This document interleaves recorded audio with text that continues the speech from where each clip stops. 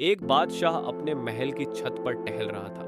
टहलते टहलते उसकी नज़र महल के नज़दीक घर की छत पर पड़ी, जिस पर एक बहुत खूबसूरत औरत कपड़े सुखा रही थी। बादशाह ने अपनी एक बांदी को बुलाकर पूछा, किसकी बीवी है यह? बांदी ने कहा, बादशाह सलामत, ये आपके गुलाम फिरोज की बीवी है। बादशाह नीचे उतरा। बादशाह पर उस औरत के हुस्न जमाल का जादू सा छा गया था। उसने फिरोज को बुलवाया। फिरोज हाजिर हुआ तो बादशाह ने उससे कहा, फिरोज, हमारा एक काम है। हमारा ये खत फला मुल्क के बादशाह को दे आओ और इसका जवाब भी उनसे ले आना। फिरोज उस खत को लेकर घर वापस आ गया। खत को अपने तकिए के नीचे रख दिया। सफर का सामान तैयार किया। रात घर में गुजारी और सुबह मंजिल मकसूद पर रवाना हो गया। वह इस बात से लाइल्म था कि बादशाह ने उसके साथ क्या चाल चली है। इधर जैसे ही फिरोज नजर से ओझल हुआ, बादशाह चुपके से फिरोज के घर पहुंचा और आहिस्ता से फिरोज के घर का दरवाजा खटखटाया। फिरोज की बीवी ने कहा, कौन है? बादशाह ने कहा, मैं बादशाह हूं, तुम्हारे शौहर का मालिक। तो उसने दरवाजा खोला। बादशाह अंदर आकर बैठ गया। फिरोज की बीवी ने हैरान होकर कहा, आज बादशाह सलामत यहाँ हमारे गरीब खाने में? बादशाह ने कहा, मैं यहाँ मेहमान बनकर आया हूँ। फिरोज की बीवी ने बादशाह का मतलब समझकर कहा, मैं अल्लाह की पनाह चाहती हूँ। आपके इस तरह आने से मुझे कोई खैर नजर नहीं आ रही। बादशाह ने गुस्से में कहा, ए औरत, क्या कह रही है तू? शायद तूने मुझे पहचाना नहीं। मैं बादशाह हूँ, तुम्हारे शौहर का मालिक। फिरोज की बीवी ने कहा, बादशाह सलामत, मैं जानती हूँ कि आप ही बादशाह हैं। यह भी जानती हूँ कि आप मेरे शौहर के मालिक हैं। लेकिन गुस्ताखी माफ हो, बुजुर्ग कह गए हैं कि शेर को अगरचे जितनी ही भूख लगी हो, वह मुर्दार जूठन तो नहीं खाना शुरू कर देता।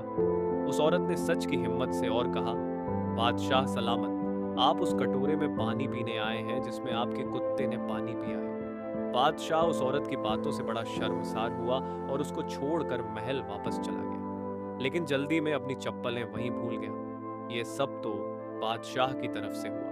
इधर अब फिरोज को आधे रास्ते में याद आया कि जो खत बादशाह ने उसे दिया था, वह तो घर पर तकिए के नीचे ही छूट गया है। उसने घोड़े को तेजी से वापस मोड़ा और अपने घर की तरफ लपका।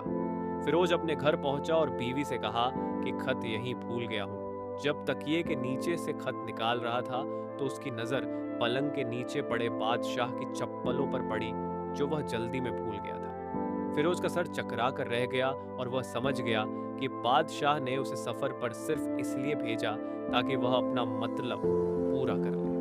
बीवी से या किसी से भी कुछ बताए बगैर फिरोज चुपचाप घर से निकला।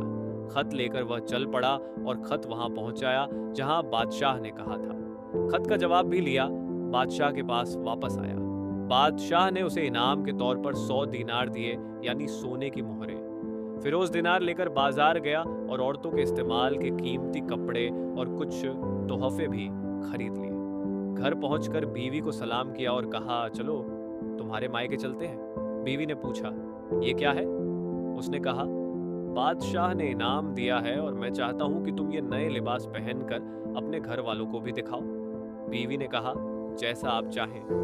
बीवी तैयार हुई और अपने वालिदैन के घर अपने शौहर के साथ रवाना हुई। दामाद और बेटी और उनके लाए गए तोहफों को देखकर वह लोग बहुत खुश हुए। फिरोज बीवी को छोड़कर वापस अपने घर आ गया। 1 महीना गुजरने के बावजूद न बीवी का हाल पूछा और न उसको वापस बुलाया। फिर कुछ दिन बाद उसकी बीवी के भाई फिरोज से मिलने आए और उनसे कहा, आप हमें हमारी बहन से अपने गुस्से और नाराजगी की वजह बताएं जो आप उसे उसके मायके छोड़ आए हैं, वरना हम आपको काजी के सामने पेश करेंगे। फिरोज ने कहा, अगर तुम चाहो तो ये भी कर लो, लेकिन मेरे जिम्मे तुम्हारी बहन का कोई हक बाकी नहीं जो मैंने अदा ना किया हो। आखिरकार वो लोग अपना मामले को काजी के पास ले गए। काजी ने फिरोज को भी बुलवाया। उस वक्त काजी बादशाह के पास ही बैठा हुआ था। लड़की के भाइयों ने कहा, अल्लाह बादशाह सलामत और काजी साहब को सह सलामत रखे।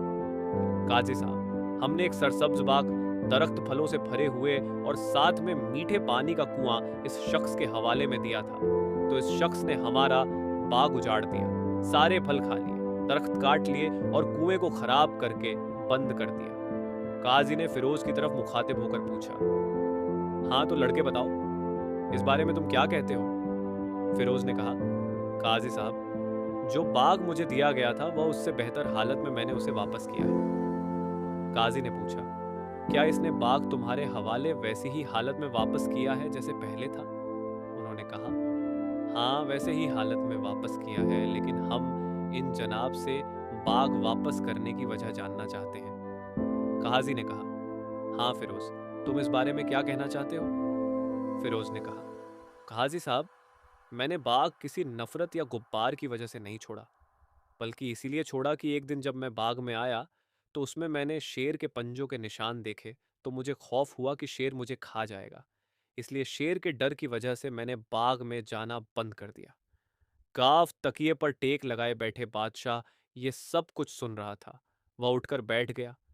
उसने कहा, फिरोज, अपने बाग की तरफ अमन और मुतमिन होकर जाओ। अल्लाह की कसम, इसमें कोई शक नहीं कि शेर तुम्हारे बाग आया था, लेकिन वह वहां पर ना तो कोई असर छोड़ सका, ना कोई पत्ता तोड़ सका और ना ही कोई फल खा सका। वह वहां पर थोड़ी देर रहा और मायूस होकर लौट गया। और खुदा की कसम, तुम्हारे बाग के गिर्द लगी मजबूत दीवारों वाला बाग मैंने और कहीं नहीं देखा। फिरोज अपने घर लौट आया और अपनी बीवी को घर वापस ले आया। न तो कगाजी को मालूम पड़ा और न किसी और को ही कि माजरा है क्या। क्या खूब बेहतर है अपने राज को छुपाना कि लोगों को पता न चले, अपने घरों के भेद किसी पर जाहिर ना होने दें।